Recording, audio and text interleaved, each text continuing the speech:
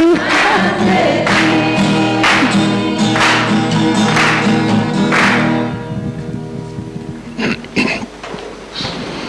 Puede ignorar ese anuncio, no fue uno que fue aprobado por la administración.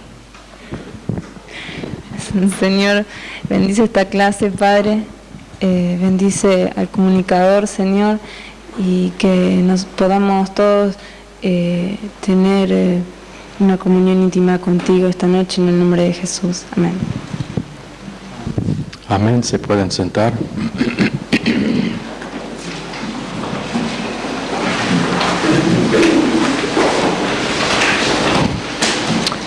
Libro de Romanos. Quiero que abran sus agendas que tienen a la primera página. La página para la clase de anoche. Abran sus agendas allá. Y muéstreme lo que tiene.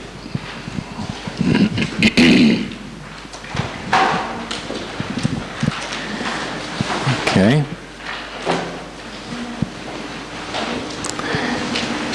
Parece que algunos están haciendo bien. Déjame ver todos, por favor.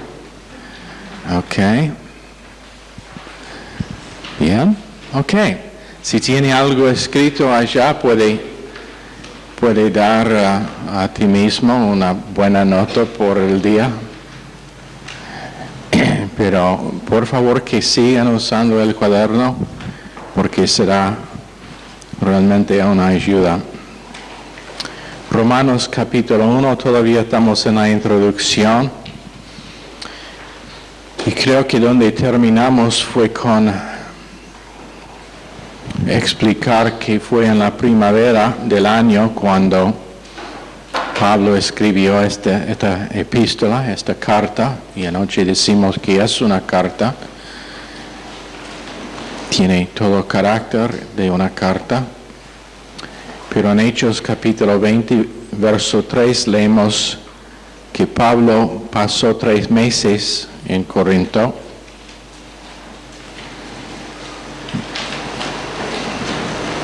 Después tenemos la cuenta de su viaje de Corinto a Jerusalén, en Hechos 20, verso 3, a capítulo 21, verso 17. Y eso fue en la primavera que hizo ese viaje entre la Pascua, que Hechos capítulo 20, verso 6 nos dice que fue celebrado en Felipe, o Filipos, donde están los filipenses. Pentecostés en Jerusalén, leemos de su viaje allá por esa fiesta en Hechos capítulo 20 y 21. Pero el año no está conocido.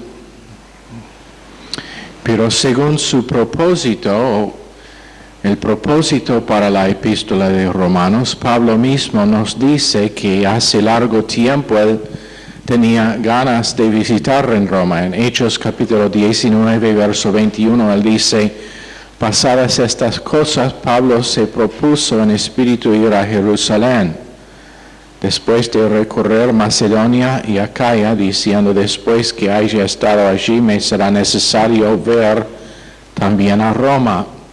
Muchas veces él tenía planes para irse. En Romanos capítulo 1, verso 13 dice: pero no quiero, hermanos, que ignoréis que muchas veces me he propuesto ir a vosotros, pero hasta ahora he sido estorbado, para tener también entre vosotros algún fruto, como entre los demás gentiles.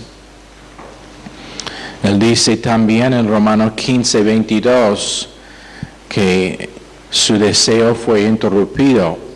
Por esta causa me he visto impedido muchas veces de ir a vosotros. Pero ahora, en esta epístola, él tiene planes definitivos para ir allá. En Romanos 15, 24, leemos: cuando vaya a España, iré a vosotros, porque espero veros al pasar y ser encaminado allá por vosotros una vez que haya gozado con vosotros. Así que cuando haya concluido esto y les haya entregado este fruto, pasaré entre vosotros rumbo a España. Ahora, si Pablo llegó en España, es dudoso. La cosa que sabemos es que terminó su vida en el cárcel de Nero en Roma. Estuvo allá por un tiempo prolongado antes de perder su cabeza literalmente por causa de estar ejecutado. Pero entre el tiempo cuando él solamente tenía ganas para ir a Roma y el tiempo cuando finalmente fue, él escribió esta epístola por el propósito de edificar y enseñar a los creyentes que estuvieron allá.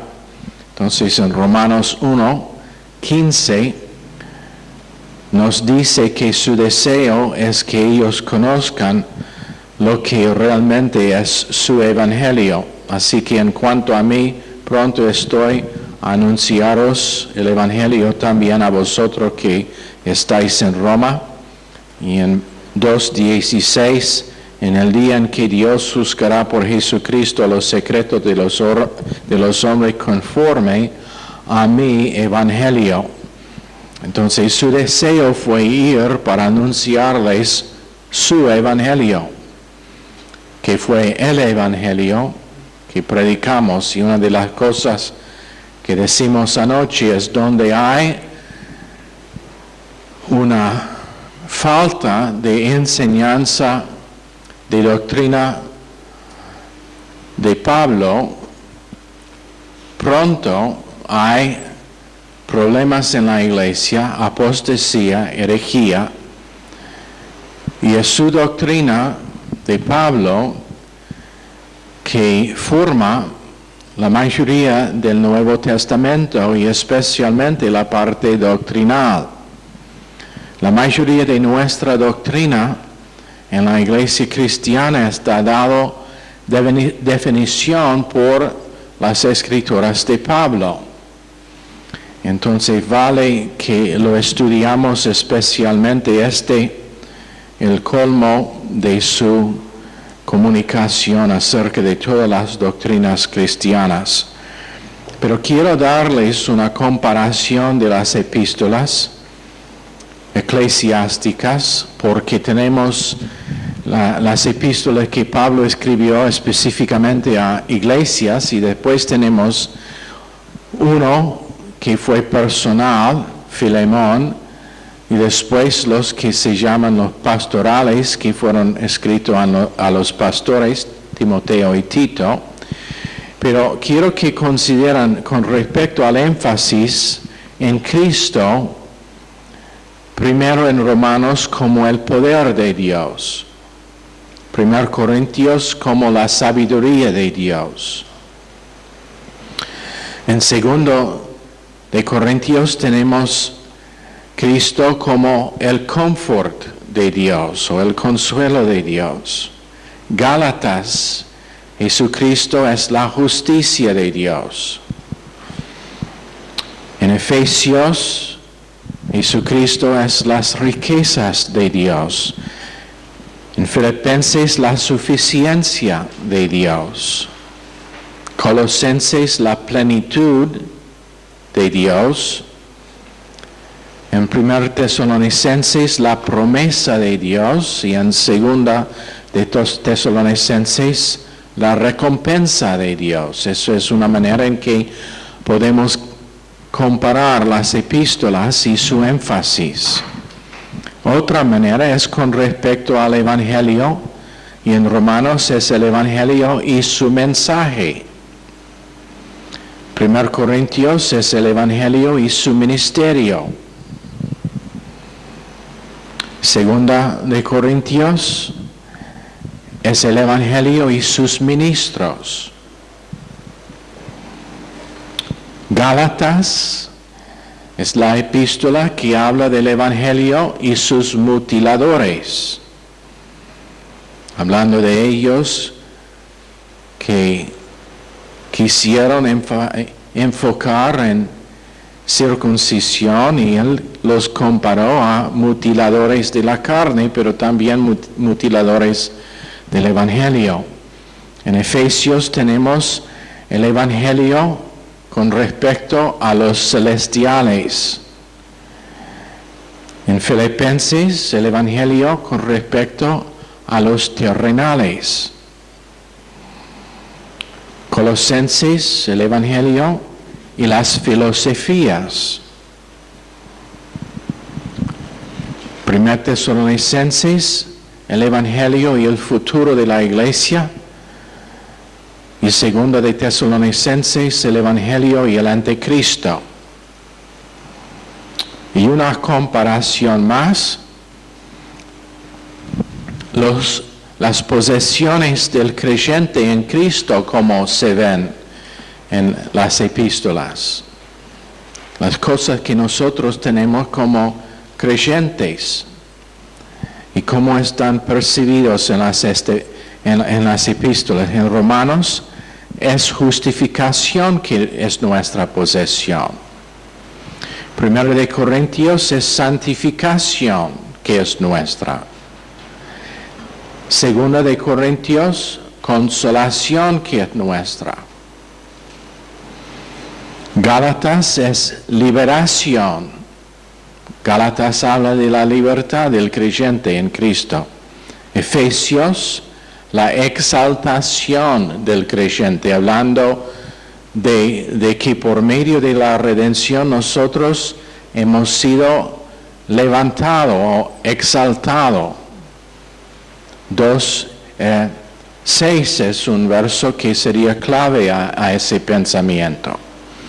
Después en Filipenses tenemos como nuestra posición, nuestra exultación, o no sé si esa palabra existe en español o no, pero sería el hecho de que finalmente nosotros vamos a estar glorificados, que vamos a estar libres del cuerpo corporal que tenemos y los problemas que tiene. En Colosenses tenemos como nuestra posesión la finalización de nuestra redención. Y el hecho de que Dios va a cumplir en nosotros lo que Él empezó. En 1 Tesalonicenses, nuestro arrebatamiento, o podemos decir trasladación, si esa palabra existe, no sé si existe o no, pero nosotros vamos a estar trasladados si estamos vivos en la tierra, en el tiempo cuando viene Cristo en las nubes. Y finalmente en 2 de Tesalonicenses, nuestra compensación o recompensación, podemos decir.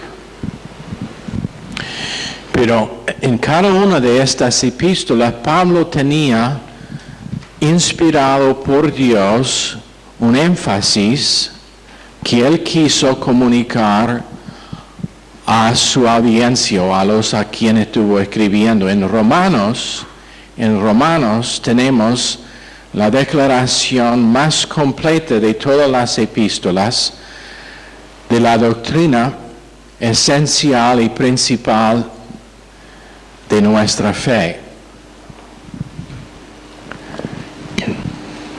William Newell, quien escribió un comentario sobre el libro de Romanos, dijo: a través de la historia de la iglesia, el apartar de Pablo ha sido herejía. Pero el recibir el Evangelio de Pablo y retenerlo es salvación. Eso está basado en 1 Corintios 15, 1-2. Pero ahora llegamos a verso 1 en nuestro estudio verso por verso, donde dice: Pablo, siervo de Cristo Jesús, llamado a ser apóstol, apartado para anunciar el Evangelio de Dios, que por medio de sus profetas ya había prometido en las Sagradas Escrituras. Pero nota cómo él empieza. Él empieza con su nombre, Pablo. Pero es algo interesante acerca de ese nombre. Porque él tenía dos nombres. ¿Qué fue su otro nombre? Saulo. ¿Qué significaba Saulo? Eso fue su nombre hebreo, su nombre dado por sus padres judíos. Pablo fue el nombre gentil que tenía. No olviden la historia de Pablo. Vamos a estar enseñando de a poco sobre su vida durante el transcurso de esta clase. Pero él fue nacido de judíos, su padre era fariseo, pero viviendo en una ciudad que fue básicamente gentil, Tarsus, donde él fue educado. Y en ese tiempo, la mayoría de la gente tenían dos nombres, uno que ellos usaron con su familia y con sus amigos judíos, y otro que fue usado con todos sus tratos con el mundo gentil. Y podemos hacer el paralelo que hoy en día, viviendo aquí en Argentina, si yo decidiera que debo tener dos nombres, yo podría usar Ricardo como mi nombre argentino y Richard como mi nombre inglés. Y eso sería un paralelo. Pero es algo interesante acerca del nombre que Pablo usó en sus epístolas, porque escribiendo en sus epístolas solamente usó su nombre gentil. Nunca leemos una epístola que empieza Saulo, el apóstol de Jesucristo. Nunca leemos eso. Pero ¿qué significa Pablo? Pablo significa pequeño. Y puede ser que él fue dado ese nombre por los griegos por causa de su estatura, porque fue un hombre muy corto, no de estatura grande, alto, pero él refiere a sí mismo como pequeño. Y quiero que veamos algo acerca de la vida de Pablo esta noche que es importantísimo si vamos a realmente entender algo de la persona suya. Él empieza con su nombre que significa pequeño. ¿Y qué es la próxima palabra que leemos allá? Siervo.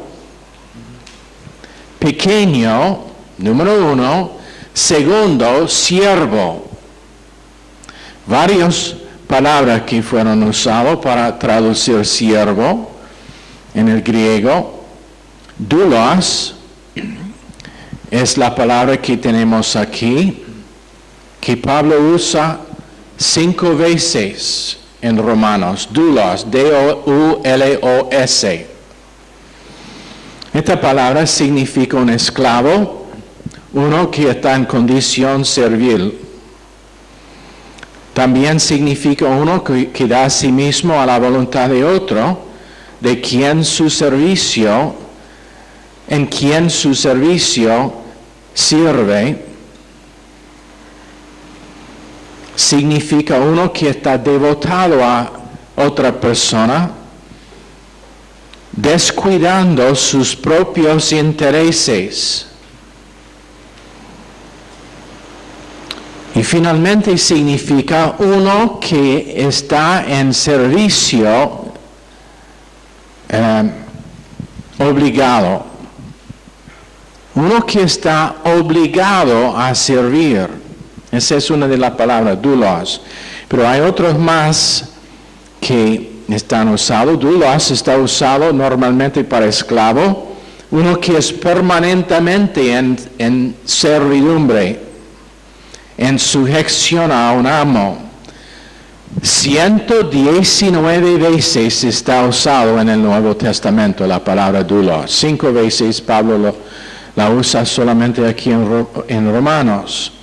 Y él refiere a sí mismo como el doulos del Señor, no solamente aquí, pero también en 2 Corintios 4:5, en Gálatas 1:10, en Filipenses 1:1 y en Tito 1:1. Ahora, ¿qué es interesante acerca de eso? ¿Qué es que Jesús dijo a sus discípulos? Que no más les llamo mis siervos, sino mis amigos. Pero ellos seguían viendo a sí mismos como siervos, como esclavos. Pedro nombró a sí mismo un doulos en 2 Pedro 1:1. Judas, también en Judas 1:1. Y Juan hizo referencia a sí mismo como un doulos en Apocalipsis 1:1. Otras palabras traducido, therapon, T-H-E-R-A-P-O-N, therapon. Therapon es uno que simplemente da servicio en un momento de tiempo, a veces como un esclavo, pero más frecuentemente como uno que no es esclavo, pero que sirve. Por ejemplo, un mozo en un restaurante, podríamos decir que es therapon. Él sirve, pero no es un esclavo, no está obligado, está ya de su propia volición. Esa palabra solamente está usada una vez en Hebreos 3:5. Moisés, a la verdad, fue fiel en toda la casa de Dios como siervo para testimonio de lo que se iba a decir. Pero estuvo allá no por obligación. Después tenemos diáconos, que unos van a reconocer como la palabra traducido diácono. Y hemos dicho varias veces, ellos que anhelan tener un oficio en la iglesia como diácono deben saber qué significa servicio. Significa servir, pero diáconos puede indicar uno que sirve o siendo esclavo o siendo libre. Y está visto por la mente griega relacionado más al trabajo, no a la condición del individuo, pero a su trabajo que hace. Entonces, cuando hablamos de un diáconos en el Nuevo Testamento, estamos hablando de uno que sirve, no estamos hablando del hecho de que tiene un oficio o que tiene una posición en la iglesia. Estamos hablando del trabajo que hace y que es su trabajo, sirviendo a los demás hermanos en la iglesia. ¿Entienden lo que digo? Ahora tenemos la próxima palabra, Mateo 23, verso 11, sería ejemplo de diáconos siendo usado como realmente debe estar usado. El que es el mayor de vosotros sea vuestro siervo. Después tenemos oiketes, O-I-K-E-T-I-S,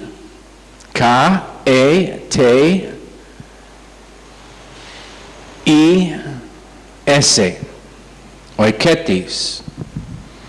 Y eso significa un esclavo, a veces siendo usado como equivalente de doulos, pero normalmente indica un esclavo como miembro de la casa, uno que vive en la casa, no enfatizando su servidumbre, pero la relación que tiene él con la familia, que tienda para hacer más fácil su condición. Podemos decir que, por ejemplo, una niñera que vive en la casa de la familia y tiene todos los beneficios, es una buena familia, ellos atienden a todas sus necesidades de ella. Cuando ellos van de vacación, ella los acompaña, ella tiene su propio lugar donde vive, tiene comida,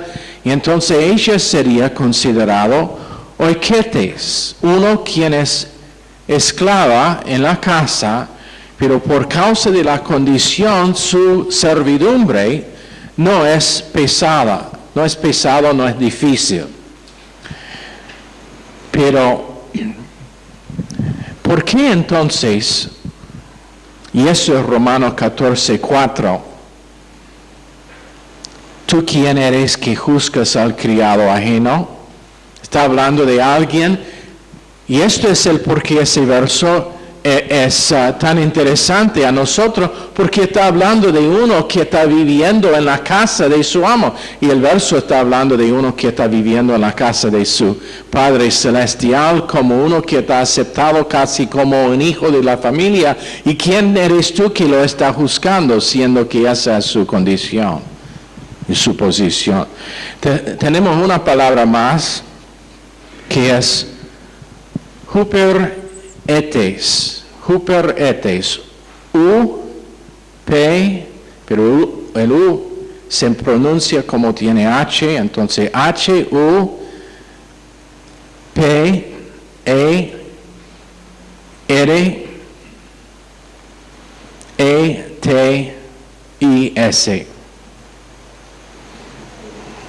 Huperetes. Y esto literalmente uno que fue, ¿cómo decir to row a boat? What's the word for to row a boat? ¿Ah? ¿Cómo? Remar. Es uno de ellos que remaba en las naves de los romanos. Cuando no hubo viento, ellos fueron encadenados dentro de la nave y tenían que remar cuando no hubo viento. Y eso es lo que significa esta palabra. Pero está usado en el Nuevo Testamento para indicar cualquier persona, no esclavo, pero quien servía en una posición subordinado bajo un superior. Juan 18:12 usa esta palabra. Entonces la compañía de soldados, el tribuno y los alguaciles, esa palabra es huperetes, de los judíos prendieron a Jesús. Ahora, primera cosa que quiero decir es que Pablo usa la palabra más fuerte de todos, porque él usa doulos, uno que está en servidumbre por toda la vida, obligado, sin posibilidad de salir. Y esto es lo que hicieron. Cuando hubo un doulos, y muchas veces una persona llegó a ser doulos por decisión propia, estando siervo en la casa de un buen amo. Y cuando llegó el fin de su tiempo de servicio, y el amo le quiso hacer libre, dijo: no, Señor, no quiero salir, quiero seguir, me has tratado bien, quiero seguir para el resto de mi vida como tu siervo. Entonces lo que hizo, entonces necesito un voluntario. Alguien, un varón. Te voy a mostrar lo que hicieron. Le llevaron, y no sé si la cámara va a alcanzar aquí o no, probablemente no. Le llevaron a una puerta y dobla la cabeza. Tomaron su oreja contra la puerta así, y con un punzón y un martillo clavaron la oreja a la puerta y después pusieron un aro allá. Gracias. Él está diciendo: espero que no tiene un punzón en su bolsillo. Y él tenía permanentemente un aro. Y no es como los varones, mientras que estoy en este tema voy a tocar esto. No es como los aros con que se visten los varones hoy en día, que son símbolos de rebeldía. Y si no piensan que es rebeldía, está bien, tiene su derecho de estar equivocado. Pero en ese tiempo fue símbolo del hecho de que esto fue uno quien fue un siervo para toda la vida. Y entonces, ¿por qué es que Pablo eligió de todas las palabras que tenía a su disponibilidad la más fuerte? Diciendo, yo no tengo otra opción, soy un siervo para toda la vida. Y es aún más interesante cuando nosotros entendemos que para los griegos, libertad fue de importancia suprema. Ellos casi adoraron la libertad que tenían. Ellos tienen un sentido fuerte de libertad. Dignidad personal consiste en libertad para los griegos del tiempo en que Pablo estuvo escribiendo. Y ellos tenían una aversión violenta a cualquier forma de servidumbre para sí mismo. Ellos entonces hicieron esclavos de otras naciones, pero un romano, un griego, nunca quisieron ser. Eso fue como ser el escorio del mundo siendo un esclavo. Entonces, ¿por qué Pablo, escribiendo al mundo gentil que tenía tanta énfasis del mundo griego, por qué él usó esa palabra? Porque él quiso que ellos entendiesen que antes de que era apóstol, él fue un siervo, usando la palabra más fuerte que podría usar, significando que su vida fue entregado al propósito de Dios y que no podría seguir teniendo su propia vida sin que Dios le manda. No olviden lo que significa doulos.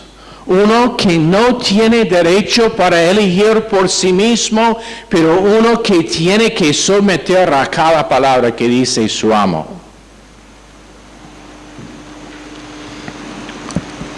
Eso fue una ofensa para la mente griega.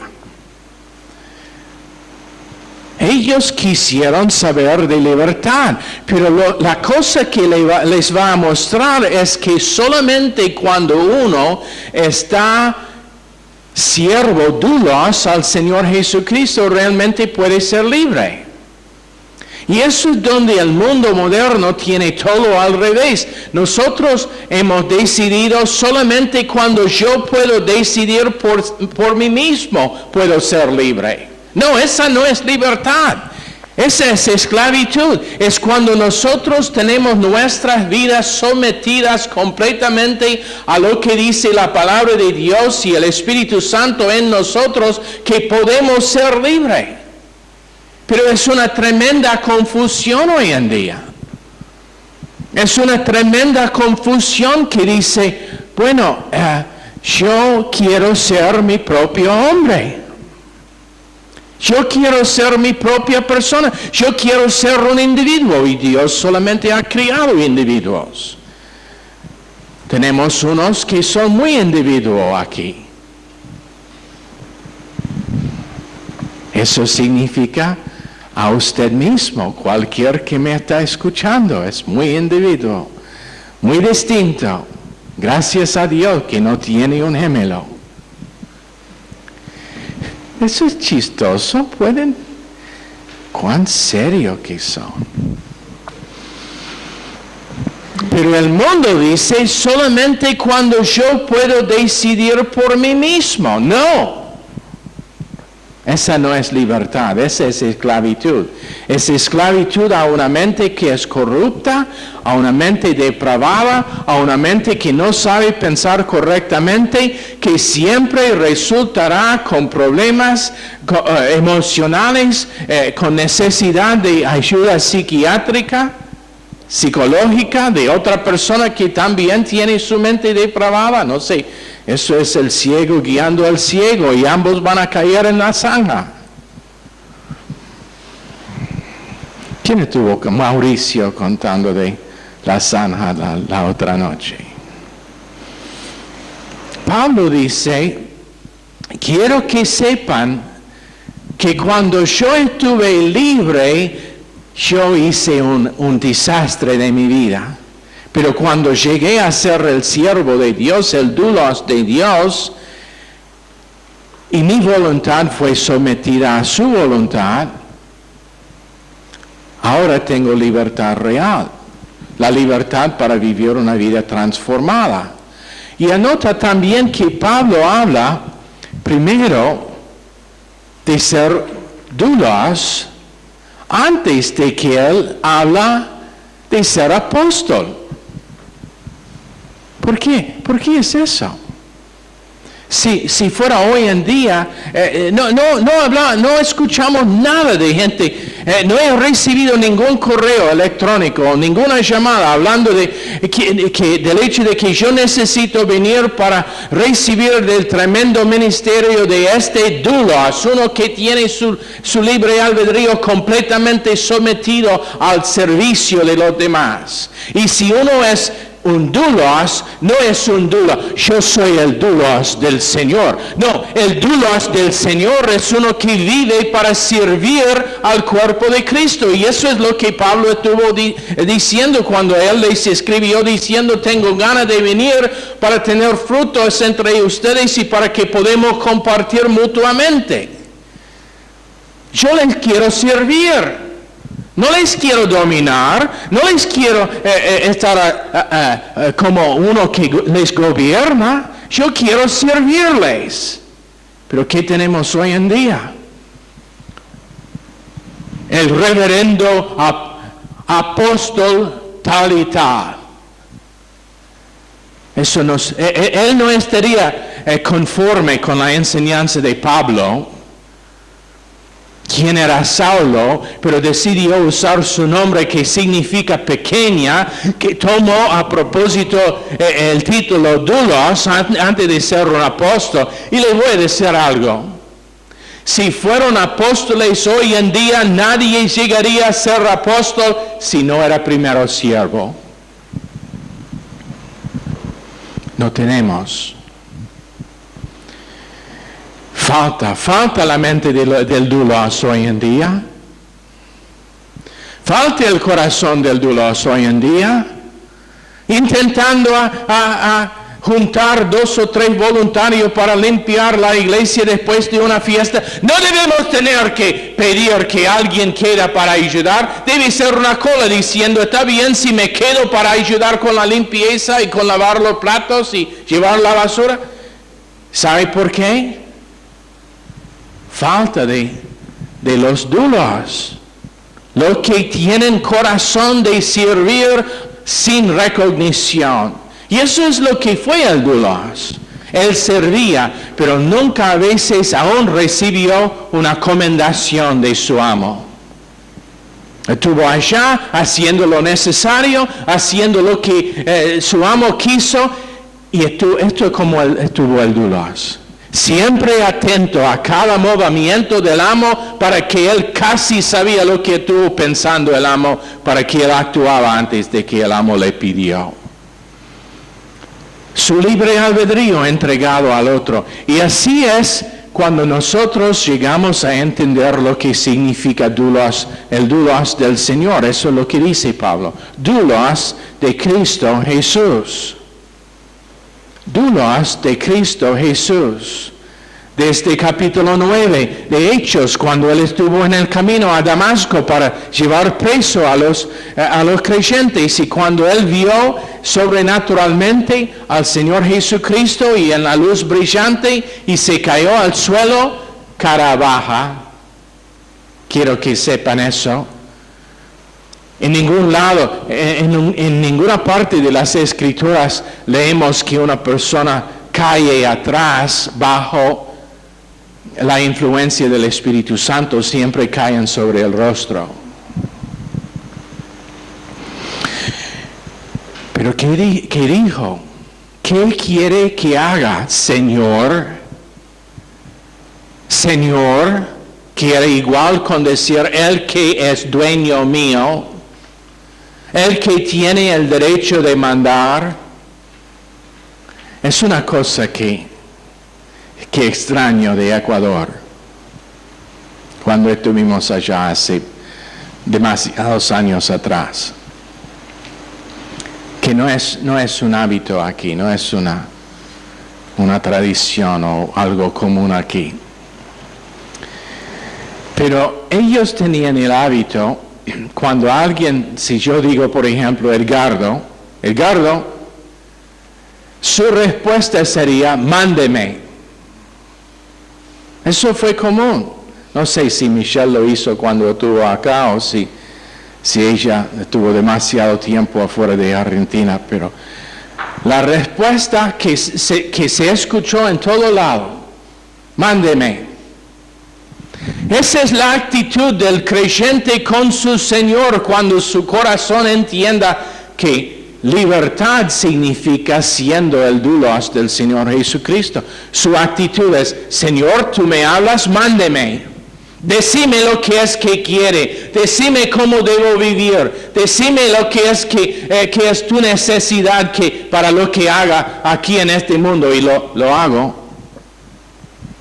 Decime las áreas de mi vida que tú quieres corregir y voy a someter a tu mano, aun si sea la oreja contra el poste de la puerta para que me clave con ese clavo para poner el aro que indica que soy tuyo. ¿Lo entienden? Pablo dijo, ustedes en Roma, que tienen tanto deseo para libertad, la primera cosa en mi comunicación con ustedes que quiero que sepan es que yo soy no una tremenda persona de importancia. No soy alguien de que deben aplaudir cuando llego allá, pero soy tu siervo, soy tu doulos, y mi vida existe acá en el mundo por el propósito de mostrarles eso. Señor, bendice esta clase al corazón de cada uno. Bendice la clase que sigue también, Señor. En el nombre precioso de Jesús pedimos. Amén. Están despedidos.